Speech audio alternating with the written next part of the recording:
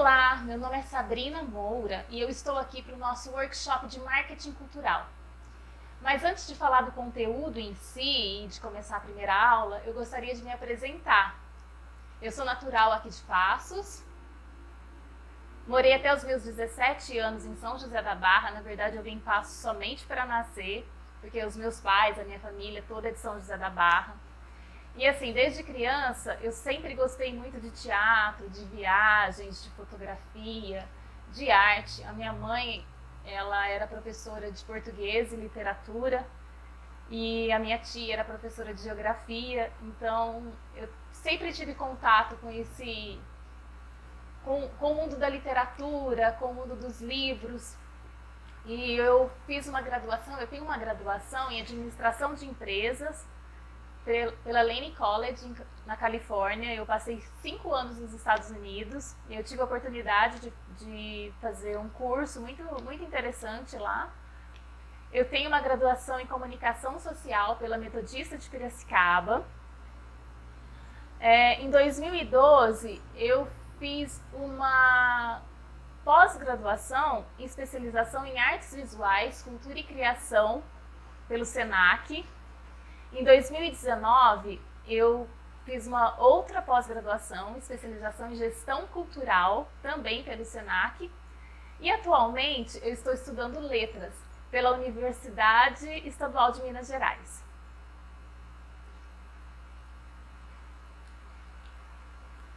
Agora eu quero falar para vocês um pouquinho da minha trajetória no teatro. Como eu te disse, né, para vocês, eu sempre gostei muito de artes de teatro. Então, desde 1998, eu estou sempre envolvida com algum curso, alguma coisa. Eu fiz um curso com a Mona Delassi, em São Paulo, na escola Encena. Em 1998, eu também frequentava o Conservatório de Música e Artes de Passos, com o professor Maestro Del Rey. Tive a oportunidade de fazer tanto canto quanto oficina de teatro. Depois eu fiz alguns workshops em atuação para cinema. Eu tive por 2 anos na Escola Teatro Macunaíma. Também tive 2 anos com o pessoal dos Geraldos, com os atores dos Geraldos, no curso de formação de atores, o 1º e 2º módulo. E também tive com o Maurílio Romão, diretor da Trupe Ventania, no curso livre de teatro.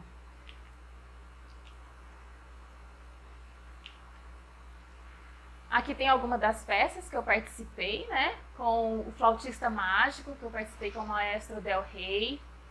Macbeth, de William Shakespeare, com a direção de Rodrigo Pola, quando eu estava no Macunaíma. Bodas de Sangue, de Frederico Garcia Lorca, com a direção de Vanderlei Martins.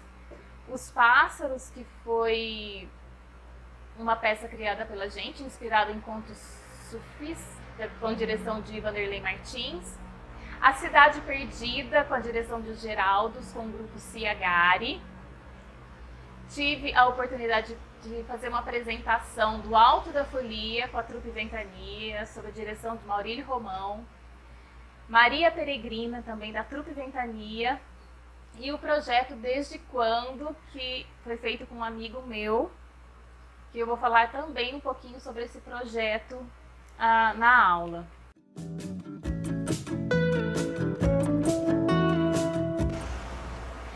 E como que vai ser esse nosso workshop? A gente vai estar abordando conteúdo sobre cultura, sobre a cultura brasileira, teorias da cultura, conceitos, o que alguns autores falaram sobre cultura, alguns estudiosos. Nós também vamos falar de gestão, de como elaborar um projeto, da organização de um projeto, das planilhas orçamentárias que são necessárias, e também vamos falar de comunicação, como escrever um release legal para sua peça de teatro, como fazer uma mídia social interessante. Tá bom? Eu vou apresentar agora para vocês os blocos de conteúdo. Então, o que esse workshop Marketing Cultural vai contemplar? Então, a gente vai ter um grande bloco que eu coloquei o nome de cultura, que vão ter os conceitos e teorias de cultura, cultura brasileira, vamos falar de globalização, de cultura local. No bloco gestão, a gente vai falar do mercado em si, da economia criativa, de análise do entorno, como escrever projetos culturais, organização de planilhas orçamentárias, cronogramas. Vamos falar também do papel do gestor, quem é o gestor cultural, quem é o produtor, quem é essa pessoa que trabalha com arte, que trabalha com marketing cultural. Vamos falar também de alguns conceitos de comunicação, como que é o mercado cultural, quais são os meios de comunicação mais utilizados, né? Vamos falar de como escrever um release legal. Então, nesse bloco de cultura, que é o que nós vamos começar, nós vamos ter 3 subblocos, vamos dizer assim. O primeiro é a aula sobre teorias da cultura. O segundo bloco são aulas sobre cultura de massa e globalização. E o terceiro bloco, que eu acho mais legal, é a cultura brasileira, que nós vamos estar trazendo alguns textos literários que falam dessa cultura brasileira. Então vamos lá. Começando a nossa aula de teorias da cultura. Gente, o que é isso de teoria da cultura? Assim, vários autores ao longo da história, vários professores, estudiosos, eles vêm desenvolvendo conceitos, questionando, falando de cultura desde muito tempo, desde lá da Grécia. E para essa nossa aula, eu escolhi um autor que é o Zygmunt Bauman, desse livro Ensaios sobre Conceitos de Cultura. É um livro complexo, é um livro completo, tem muita coisa aqui interessante, só que nós vamos falar só de teoria como conceito. Então vamos lá para a nossa primeira aula.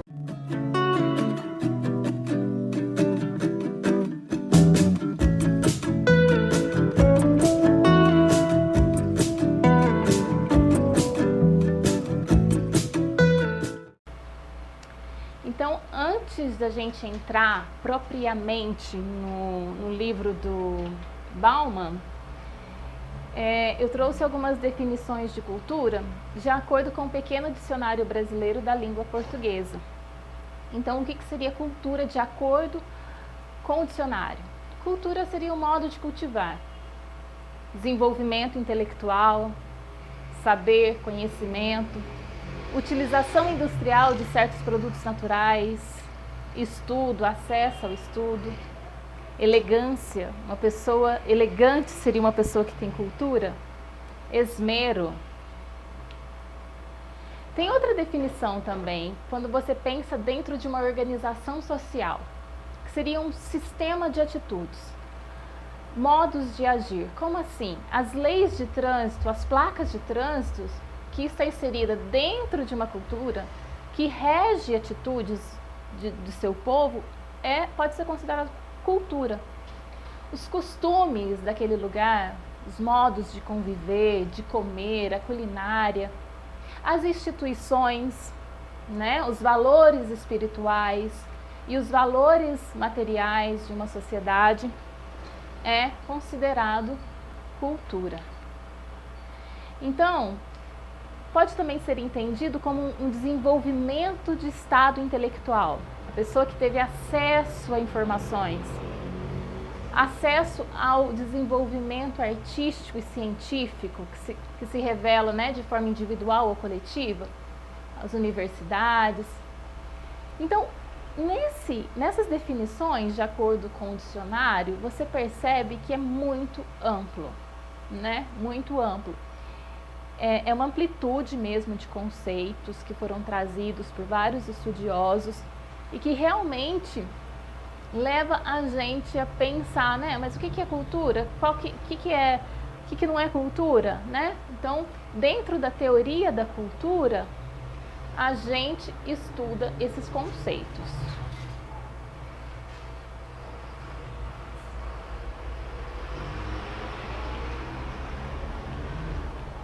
Bem, a etimologia da palavra vem do latim colere, né, que significa cultivar, cultivo da terra, E cultura também vem da palavra alemã, que significa cultivo da terra e coisas vindas da terra. Tem o cognato, né? O que é o cognato? É uma outra palavra que tem a mesma raiz, ou seja, a palavra culto. Quando você fala de culto religioso, vem de cult, que também deriva a palavra cultura.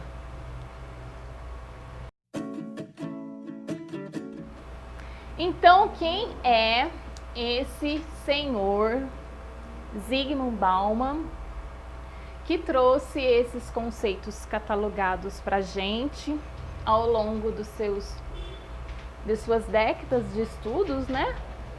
O que ele trouxe? O que ele veio nos falar? O Zygmunt Bauman, ele é um dos principais sociólogos dos últimos tempos.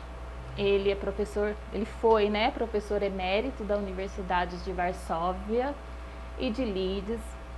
Ele nasceu na Polônia em 1925 e ele faleceu no Reino Unido em 2017.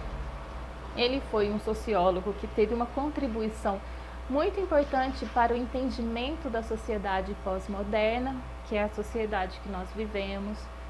Ele criou o conceito de modernidade líquida e do amor líquido, que ele questiona, que ele analisa as nossas relações atuais, né? E ele foi ele foi muito admirado por muitos estudiosos, né? Então, se você consegue encontrar no YouTube entrevistas, debates, professores que falam sobre ele, então se você pesquisar no YouTube, pesquisar em artigos, tem muitas referências, ele é usado bastante em artigos, em aulas. Vale a pena dar uma pesquisada sobre o Bauman.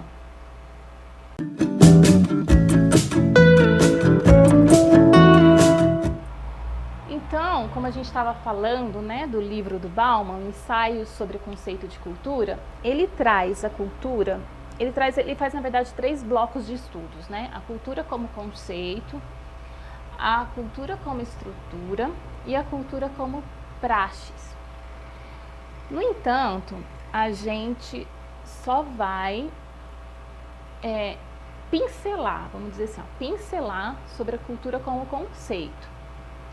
Você que pretende ser um gestor cultural, pretende trabalhar com cultura e se interessa pelo conteúdo, eu acho válido comprar o livro e ler. Aqui a gente vai falar rapidamente da cultura como conceito. Então, ele trouxe o conceito hierárquico. O que seria esse conceito hierárquico? É como se a cultura fosse um fator externo ao homem e que ela pode ser adquirida através de estudos, conhecimento, e é um conceito que está relacionado à erudição, ou seja, as belas artes, a cultura vinda das grandes academias, dos livros, dos estudos. Então, isso remete a uma ideia de cultura como uma propriedade que você pode adquirir, manipular, transformar, abandonar, né? Se você pode comprar um livro, você está adquirindo cultura. Isso de acordo com o conceito hierárquico. O problema é que esse conceito hierárquico, ele traz uma noção de valor, que pode levar a entender que se uma pessoa não possui conhecimentos eruditos, esta é uma pessoa sem cultura. E também ele traz a diferença do léxico cultura versus o léxico culturas. Porque de acordo com esse conceito hierárquico, é como se quem possuísse a erudição ou a sociedade que tivesse uma certa educação, conhecimento, ela tivesse cultura. E não haveria possibilidades de outras culturas sem isso, de acordo com o conceito hierárquico. Ele traz também o conceito diferencial. O conceito diferencial, ele explica as diferenças entre os povos, tanto as diferenças sociais como as diferenças naturais. Então, o conceito hierárquico, ele observa sobre as diferenças de um povo, de uma sociedade, em relação à outra. Lá atrás, no mundo grego, de acordo com o livro, ele fala que o núcleo helênico já tinha uma consciência, já percebia a diferença entre o núcleo helênico, né, os acadêmicos, os filósofos, versus a margem bárbara. E o que seria essa margem bárbara? Os marginais que viviam às margens, né, as pessoas que viviam às margens e que não possuía essa cultura acadêmica. E os gregos, eles já registravam as diferenças entre eles e os outros povos, que eles diziam ser os povos exóticos. Os povos exóticos, os bárbaros, os egípcios, os babilônios, que povos que não tinham os mesmos costumes que eles. Daí nascem as primeiras pinceladas de tentar legitimar os modos de vida alternativos, e que foi discussões, né, que vieram ao longo da história. Vários autores questionando, escrevendo sobre isso, e teve o auge dessa legitimação na era moderna, né? Por quê? Porque eles perceberam que a pessoa que é nativa de algum lugar, ela entende e utiliza os significados de uma maneira diferente que os outros lugares. Ou seja, há significados diferentes de acordo com o povo, há costumes diferentes de acordo com uma nacionalidade. Pessoas se relacionam diferente de acordo com o lugar que elas nasceram, né? E aí ele traz também o conceito genérico. O que seria esse conceito genérico? É um conceito que ele critica a definição hierárquica e considera a cultura como algo universal, algo nato do ser humano, né? O ser humano, ele já tem a cultura com ele. E isso é expressado simbolicamente na produção daquele lugar, daquele povo. Então, a produção de bens expressa o universo simbólico de um povo. A maneira como aquele povo produz arte, produz seus bens, faz sua alimentação, sua culinária, isso reflete o universo simbólico de um povo. Sendo assim, não existe sociedade sem cultura. Não existe. E como a sociedade é feita de indivíduos, não existe indivíduos sem cultura. Então, o que o homem difere do animal? Né? O conceito genérico faz esse questionamento. O homem difere do animal porque ele possui qualidades da psicologia humana, que é o pensamento, o intelecto, a capacidade de criar, ou seja, o atributo de pensar, de transformar, de modificar seu lugar. Qual é a diferença do homem com um gato? Qual a diferença de um homem com um papagaio? É justamente essa, a capacidade de pensar. Então, Bauman traz na página 141, abre aspas, a cultura é tanto pré-social quanto socialmente gerada, fecha aspas. O homem cria a sociedade e o homem é transformado por ela.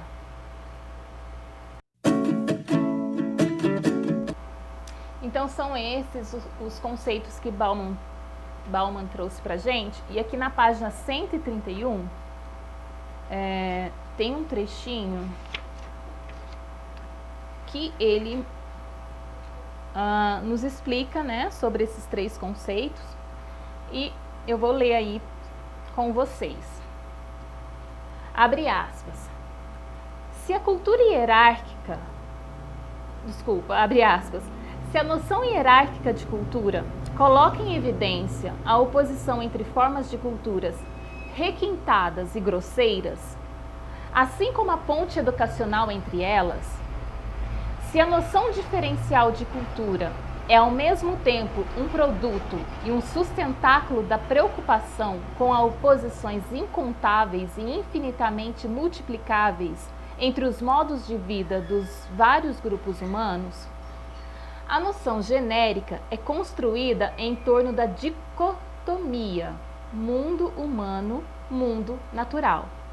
Ou melhor, da antiga e respeitável questão da filosofia social europeia, a distinção entre actus hominis, o que acontece ao homem, e actus humani, o que o homem faz. O conceito genérico de cultura tem a ver com os atributos que unem a espécie humana ao distingui-la de tudo mais. Em outras palavras, o conceito genérico de cultura tem a ver com as fronteiras do homem e do humano. Fecha aspas. Então aqui, vamos analisar o trecho de Bauman. A hierárquica coloca uma oposição entre cultura requintada e grosseira. A noção diferencial, ela analisa os multiplicáveis estilos de vida de vários grupos humanos, né, da criação de produto e modos de viver que há entre diferentes grupos. E a noção genérica, ela traz aquilo que acontece ao homem e como o homem reage, que é uma característica do humano em relação a tudo mais que existe.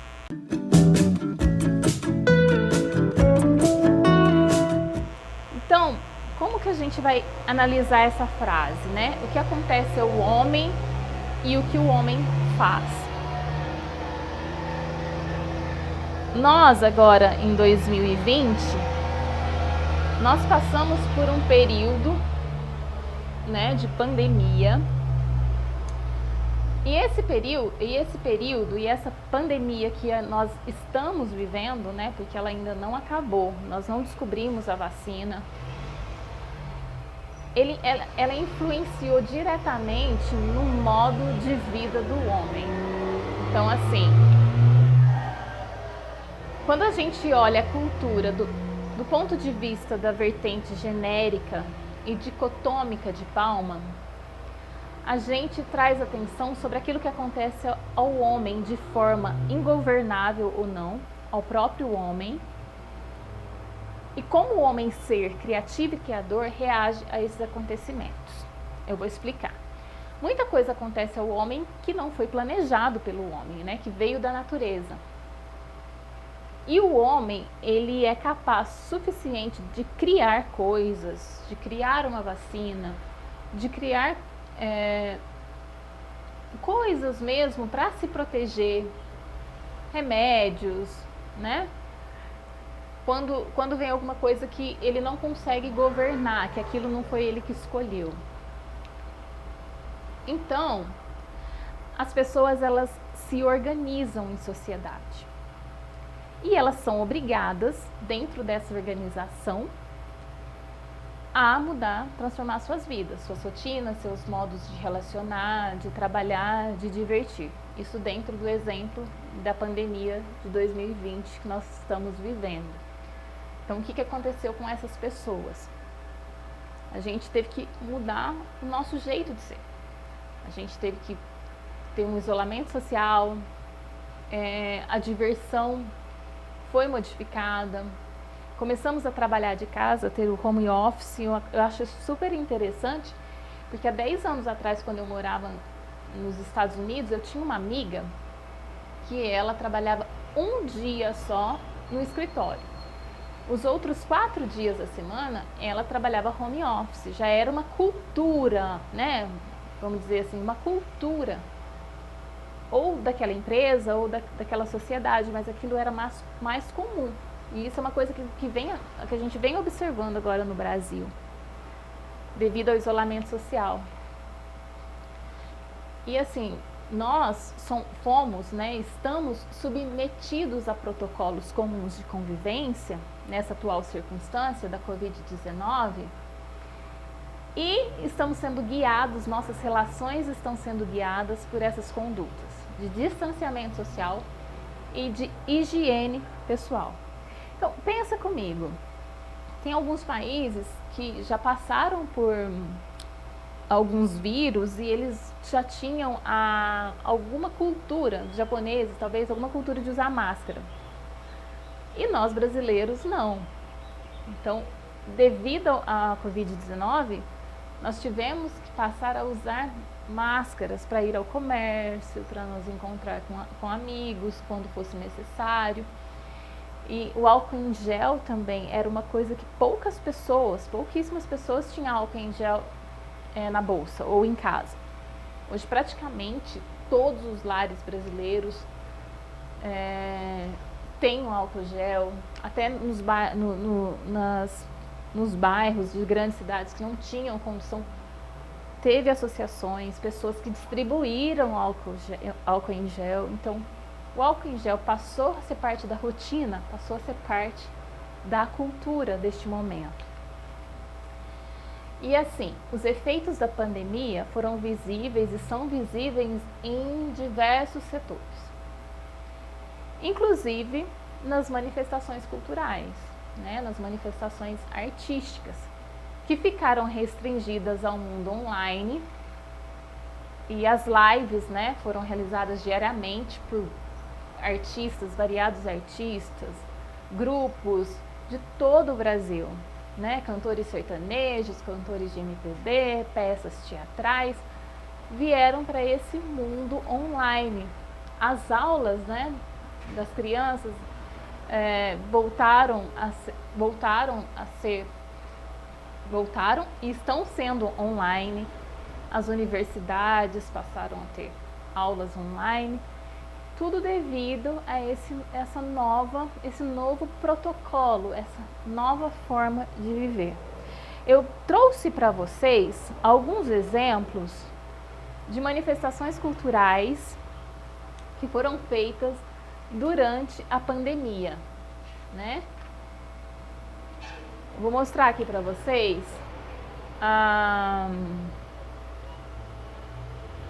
Esse foi um projeto que uma amiga minha, a atriz maravilhosa, Patrícia Palasson, participou. Que chama Corpos em Quarentena, um projeto do SESC, que eles fizeram pequenas peças, pequenas cenas teatrais, vamos dizer assim, foram exibidas pelo YouTube. E eu gostaria de mostrar agora para vocês um pedacinho do que foi feito por ela. Tá acontecendo uma pandemia lá fora e não tem a vacina ainda. A arte está agonizando, não existe verdadeira fraternidade. Muito legal o que a Paty fez, né? Nossa, eu achei um máximo, muito legal. Vai lá no YouTube, assiste na íntegra, porque é muito divertido mesmo, a gente só colocou um pedacinho. Agora eu quero falar para vocês sobre uma outra manifestação cultural em época de pandemia, que é o Teatro na Sacada.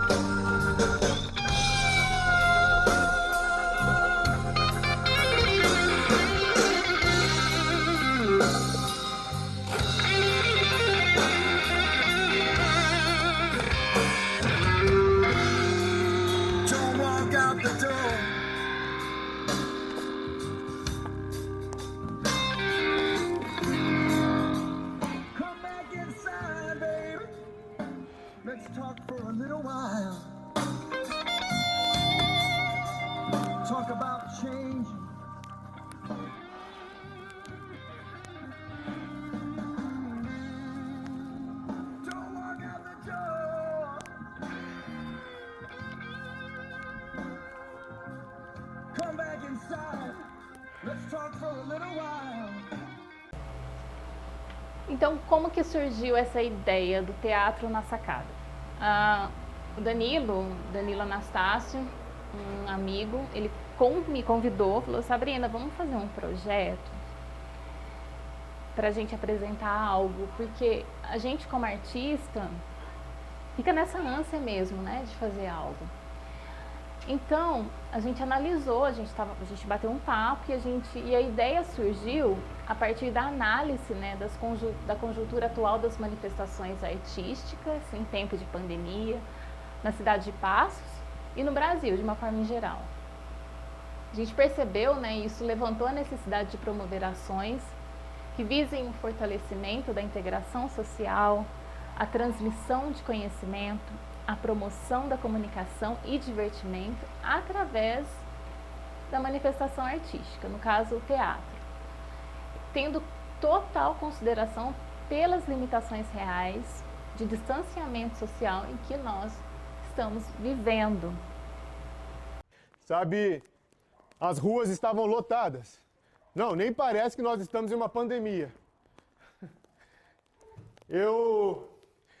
Eu encontrei um amigo no supermercado, ele perguntou se eu abriria o pub. Não, eu tive que lembrar ele que o meu pub se chama Porão, que fica no subsolo, num lugar completamente fechado e que pra mim não rola. Sabe, eu reparei que dentro do carrinho das pessoas no supermercado, em todos eles tinha bebidas alcoólicas. Engraçado, né? Parece que as pessoas querem comemorar algo. Eu gostava tanto de beber, sabe? Eu gostava tanto de me divertir, eu era até inconsequente. Mas às vezes eu penso que ao passo que a gente vai tomando consciência das coisas, o anjo da guarda da gente se aposenta. Tá aí, eu vou escrever algo sobre isso. Sobre eu tô pensando em guarda. substituir meu kickbox por essas aulas que eu tenho assistido online no Instagram. Esses exercícios são ótimos. Então, assim, o tema da peça, que foi uma peça de 20 minutos, abordava a relação de um casal que, como tantos outros, como tantas pessoas, tiveram suas rotinas modificadas em função da Covid-19. E por conta do isolamento social, eles passaram a viver quase que durante as 24 horas do dia juntos, né? E a partir daí emergiram coisas, vieram discussões que talvez, se não tivesse, que não é que não existisse, mas que vieram à tona com esse isolamento. Então a cena consistia em representar uma fatia de vida dos personagens, os conflitos, as escolhas para um convívio melhor, os diálogos, as tristezas, as alegrias. E para embasar o estudo de texto, os atores, no caso eu e o Danilo, nós realizamos uma pesquisa com alguns casais, a gente buscou referências em livros, séries e filmes que tratam de relações no casamento.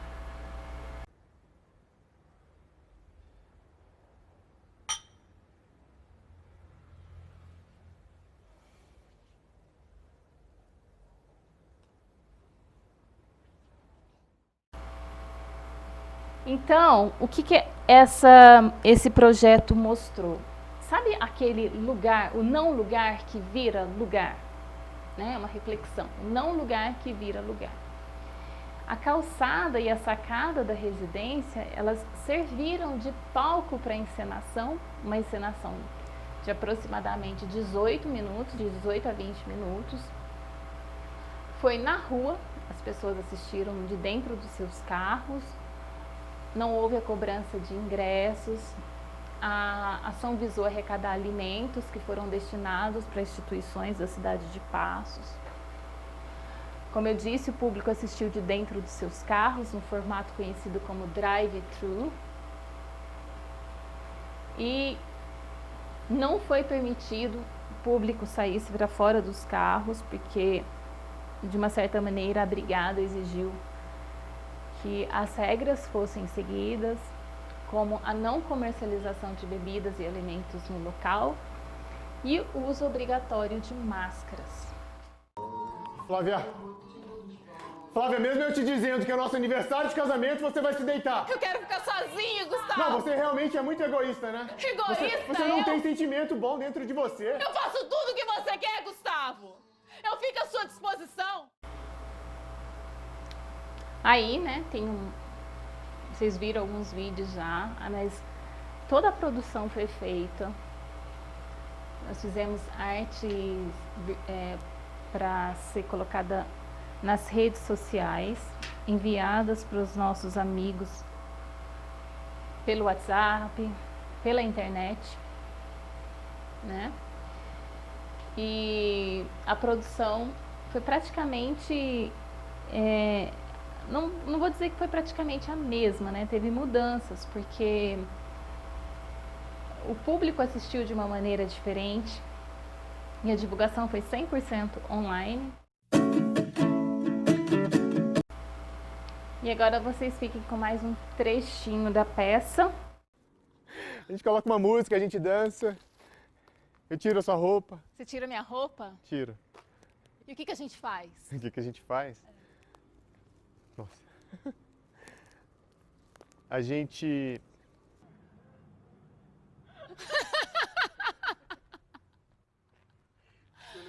Eu sempre quis fazer isso.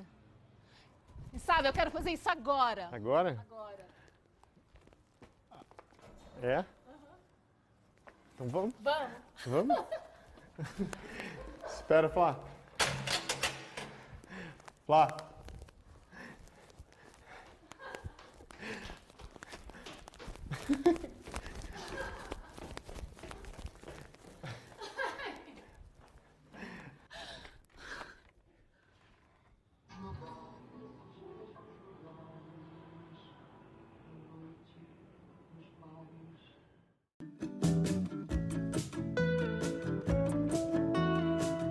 Vocês perceberam como o ser humano, e no caso o artista, no caso da criação artística, se vê obrigado a se adaptar a uma nova realidade? E isso acontece ao longo de toda a história da humanidade. E assim, várias manifestações ocorreram, coisas interessantes apareceram, inclusive visitas a museus, você pode fazer online. Vamos dar uma olhadinha como que é uma visita online dentro de um museu? Está entrando no Museu Afro Brasil, né? Vou clicar aqui e a gente consegue dar uma volta pelo museu e ver um pouquinho da história, né?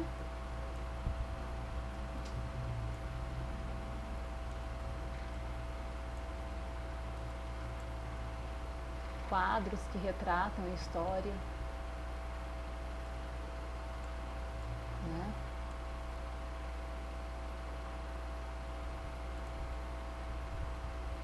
Consegue aproximar, opa,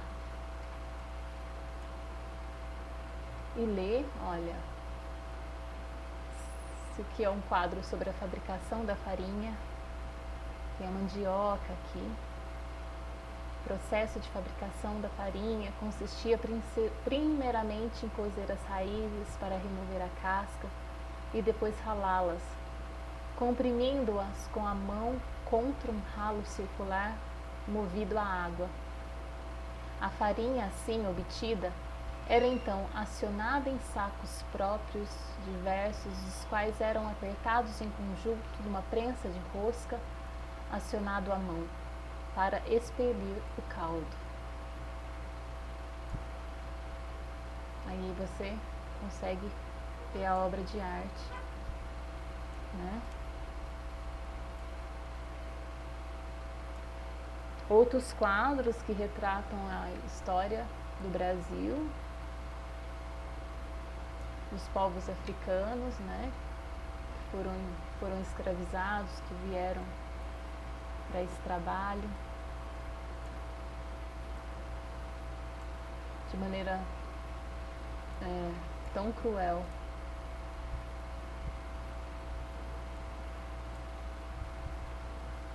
Olha que interessante esse quadro.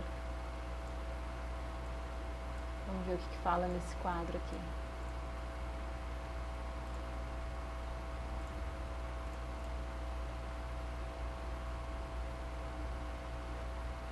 Um português residente nas vizinhanças tem uma fama de ser extraordinariamente cruel para com seus escravos. Um destes vai buscar água 3 ou 4 vezes por dia, com um coiar de ferro e um forçado reto em uma orelha e outro mais curto em outra. Lá vem ele novamente e em seguida um rapaz que não pôde mais contar mais de 12 anos, pertencente ao mesmo senhor e usando instrumentos semelhantes, com um forçado por trás da cabeça.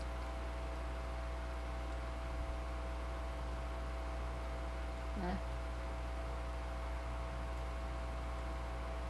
É interessante porque quando você tem contato com a obra de arte, contato com a história, é impossível não se emocionar. É impossível não ser tocado, né, pela arte. Olha aqui o quadro que a gente acabou de descrever.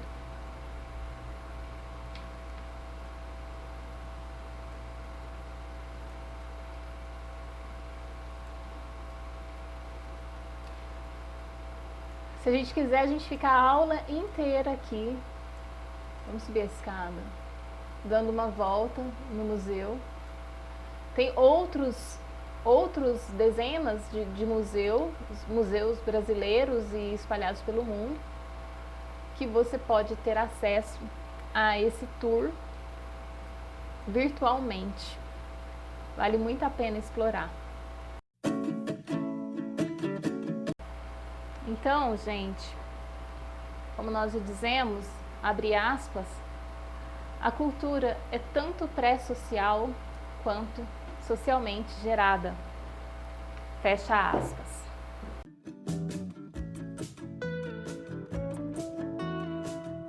Vamos relembrar um pouquinho aqui através de um exercício. A afirmação abaixo corresponde a qual conceito apresentado por Bauman? Critica a definição hierárquica e considera a cultura como algo universal. Que conceito que é? O conceito hierárquico? Conceito diferencial? Conceito genérico? Opa! É o conceito genérico, né? Então, o conceito genérico, ele critica o conceito hierárquico. Noção de valor, que pode levar a entender que uma pessoa que não possui conhecimentos eruditos é uma pessoa sem cultura. Conceito hierárquico, né, que traz essa definição de que ligada à erudição, né, que a cultura ela pode ser adquirida através, você pode comprar a cultura, né, você pode ir numa universidade comprar a cultura. Qual dos conceitos nos leva a entender que não existe sociedade sem cultura?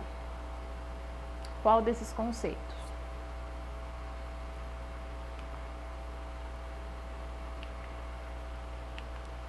Conceito genérico. Não existe sociedade sem cultura, não existe humano sem cultura. Então, quando você ouvir uma frase assim, nossa, que povo mais sem cultura, fulano não tem cultura, fulano ouve funk, não tem cultura, fulano ouve sertanejo, não tem cultura, não existe. Essa é uma frase, pode ser considerada frases preconceituosas, né? Quando você tem a consciência que não existe pessoas e sociedade sem cultura. Então, o ser humano não existe sem a cultura, porque o ser humano consome a cultura, consome arte, e a cultura não existe sem o ser humano, porque o ser humano é que produz a cultura. A pessoa que lê um livro, vai ao teatro, ao museu, ela está consumindo cultura, ela está consumindo arte. E a pessoa, em suas relações cotidianas, ela está produzindo arte, ela está produzindo cultura, vamos dizer. Então, assim, você pode ir ao teatro e ver uma peça, você está consumindo cultura, mas se seu avô está te contando um caos, uma coisa que ele viveu, que pode virar uma história, ou aquilo ele inventou uma história para te contar, ele está produzindo cultura, né? Agora a gente vai falar um pouquinho sobre os outros desdobramentos da cultura. Então, o que seriam esses outros desdobramentos de cultura, né? No século XVIII, na Europa, eles usavam, né, os termos selvagens, bárbaros e civilidade, como se fossem categorias culturais e evolutivas de uma sociedade. Os civilizados eram considerados os mais evoluídos, os mais estudados, e os bárbaros muito mais evoluídos e mais estudados que os bárbaros e selvagens. É uma teoria complicada, é uma teoria que ela serviu de base, né, de base para argumentos para que povos europeus dominassem os povos africanos e os índios sul-americanos. Então, é um conceito de dominação racial, pois para o europeu, o selvagem, o índio, as tribos africanas não eram pessoas cultas. Para você perceber o problema que isso acarretou, né? Esse conceito de cultura serviu de base para a dominação, que gerou muitos problemas e hoje, que até hoje nós estamos lidando com esses problemas, né? Outra dimensão também é quando a gente pensa no processo social, de produção, relações políticas, a própria história, né? Então, assim, o modo das pessoas se vestirem, o modo das pessoas cultivarem a terra, os alimentos que elas cultivam, a agricultura, o que elas fazem com os alimentos, os pratos, né? Culinária, a religião, os rituais, os cultos, fazem parte de uma cultura de um povo. As festas típicas, que também fazem parte da cultura dos seus povos, né? O próprio idioma. O nosso português brasileiro, ele sofreu várias influências culturais da língua dos indígenas e da língua dos povos africanos, né? O nosso português, ele sofreu muitas influências culturais desses outros povos. Depois vieram os imigrantes italianos, alemães, japoneses, que influenciam diretamente no nosso idioma, nos nossos símbolos e códigos, na nossa música, nos nossos ritmos, né? A própria lei é considerada cultura, porque ela dita um comportamento daquela sociedade, e todas as manifestações que definem geram a unidade de um povo, que caracteriza um povo. É uma dimensão cultural. A gente tem dentro desses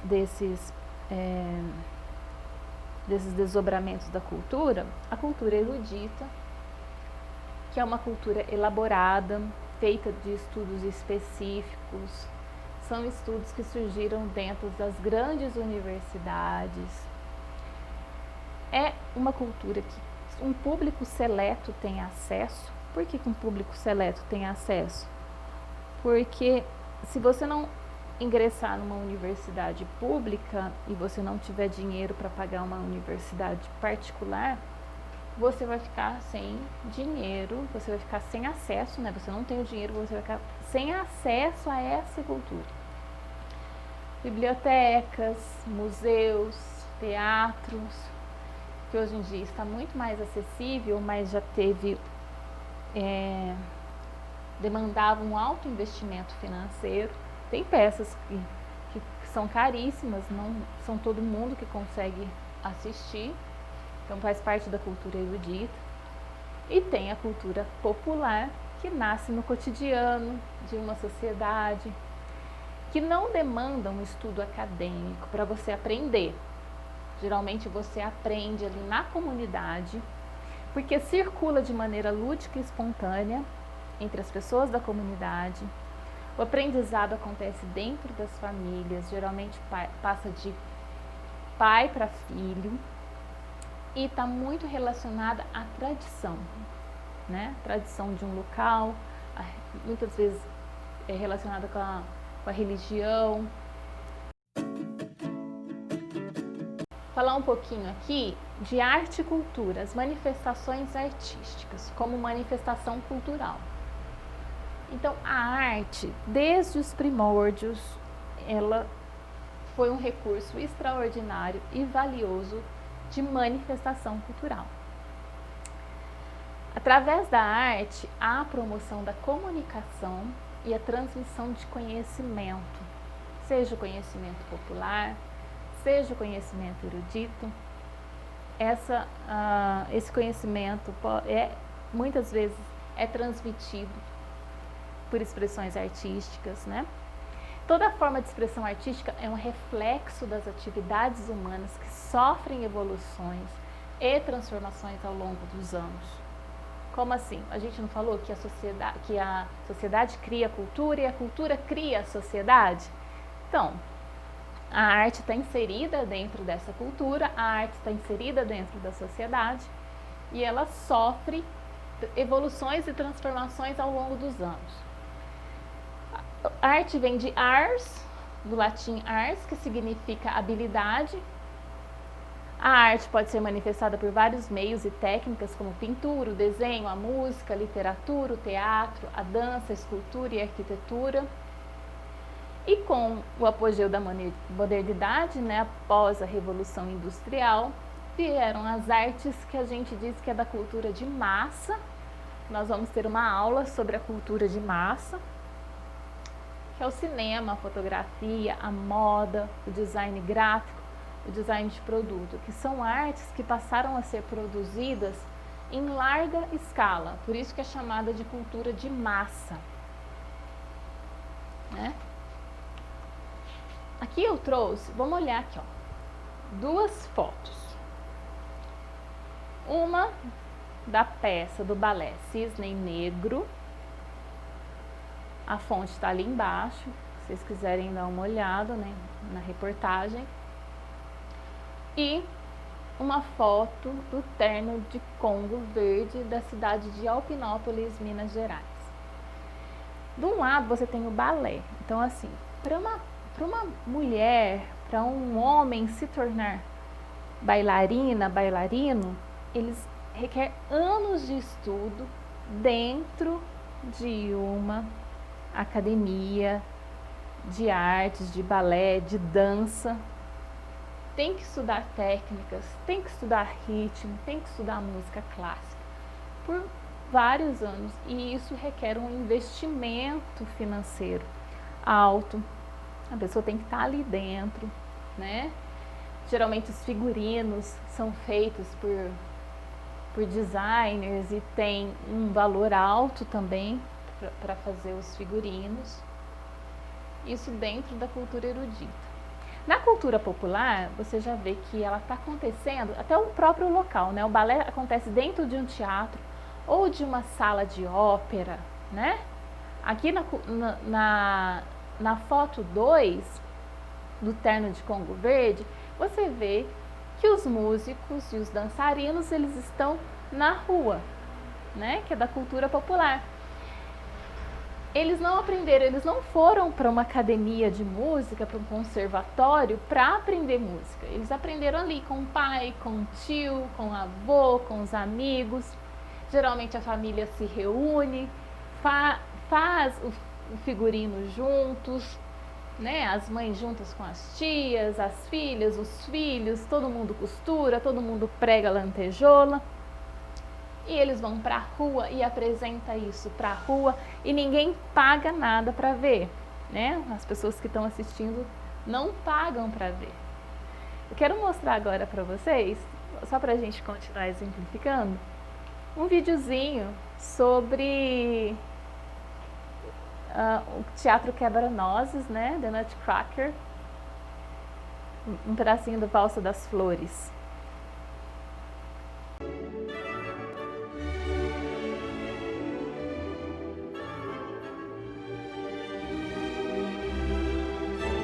Pelo pedacinho do vídeo que vocês assistiram, o que nós vimos? Nós vimos que é uma apresentação luxuosa, que acontece num teatro, né? Tem equipamentos de luzes, orquestra, bailarinos profissionais, figurinos maravilhosos, e é uma delícia de assistir, né, gente? É uma coisa muito gostosa de assistir. Agora eu trouxe para vocês um vídeo de uma manifestação cultural, né, do Terno de Congo, Natal em Alpinópolis, gravado em 2012. Vamos assistir um pouquinho.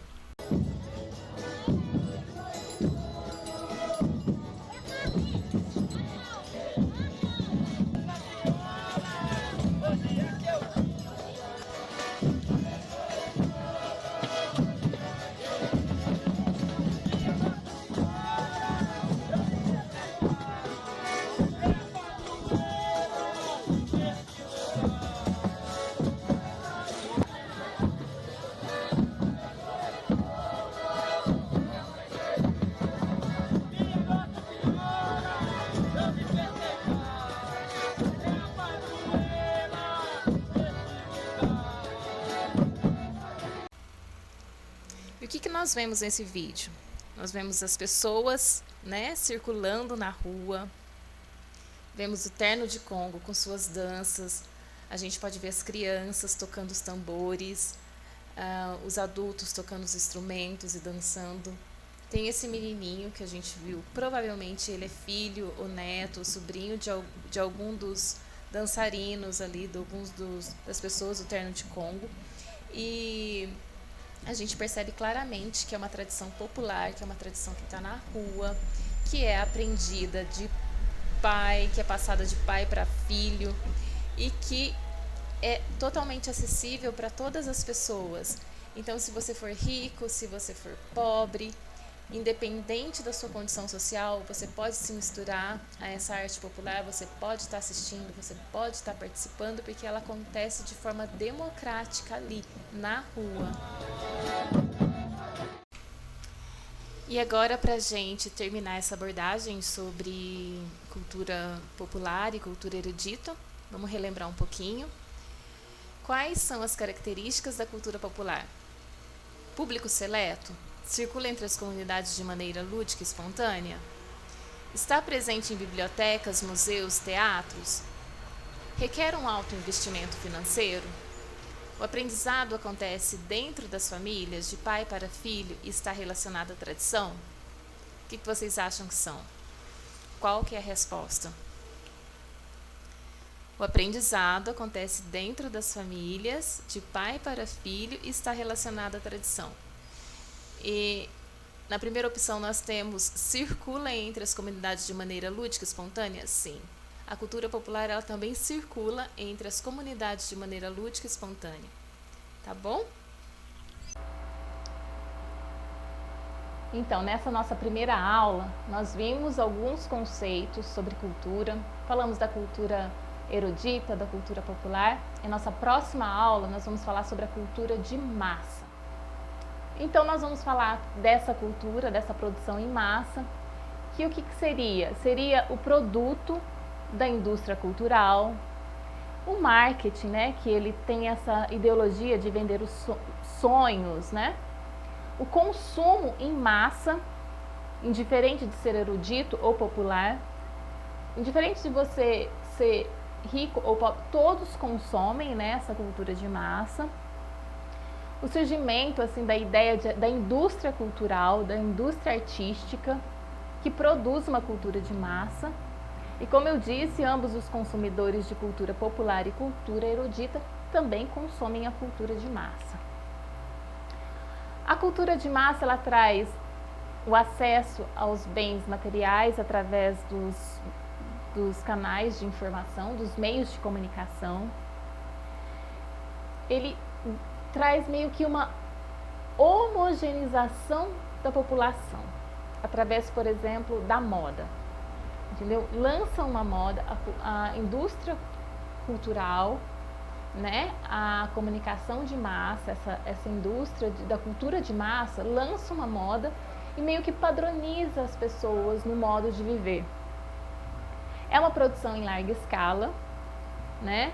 Você faz, por exemplo, a distribuição de gibis, a distribuição de filmes, entendeu? Todos podem ter acesso.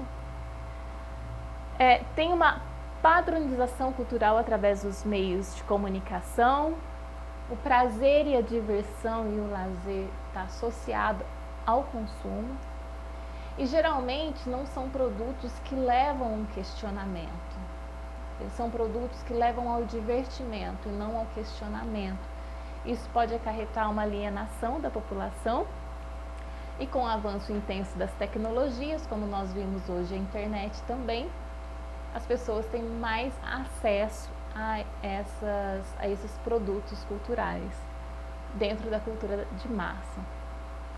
Então, assim, para finalizar nossa aula, eu trouxe uma curiosidade para vocês, né? Vocês observaram que os meus slides, eles têm algumas figuras, algumas pinturas. E essas pinturas, para quem não conhece, ela é de Fernando Botelho. São pinturas de Fernando Botelho. Eu tive a oportunidade de ir no Museu do Fernando Botelho, em Bogotá, na Colômbia. Foi um museu fundado no ano 2000, né? O Botelho, ele resolveu doar sua coleção pessoal, seus quadros próprios e de outros artistas que ele tinha ao Banco da República da Colômbia. São 208 obras, sendo 123 obras de Botelho e as outras 85 de artistas importantes do modernismo, como Pablo Picasso, o Claude Monet, temos ali também o Miró. Então, possui um estilo, o Fernando Botelho, ele possui um estilo inconfundível. Quando você vê uma obra de Fernando Botelho, você sabe que é de Fernando Botelho. Então ele criou esta individualidade, esse estilo tão próprio dele. Ele trabalha muitas formas arredondadas, formas avantajadas. Ele sugere uma valorização da beleza através das formas avantajadas e também uma crítica da ganância humana. Né? Ele pintou pessoas, ele pintou natureza morta, ele fez releitura de grandes pintores, como é o caso que a gente vê aqui da Mona Lisa. Né? Ele pintou a Mona Lisa no estilo dele, eu acho uma coisa muito fofa. Então essas nossas referências bibliográficas e a gente se vê na próxima aula.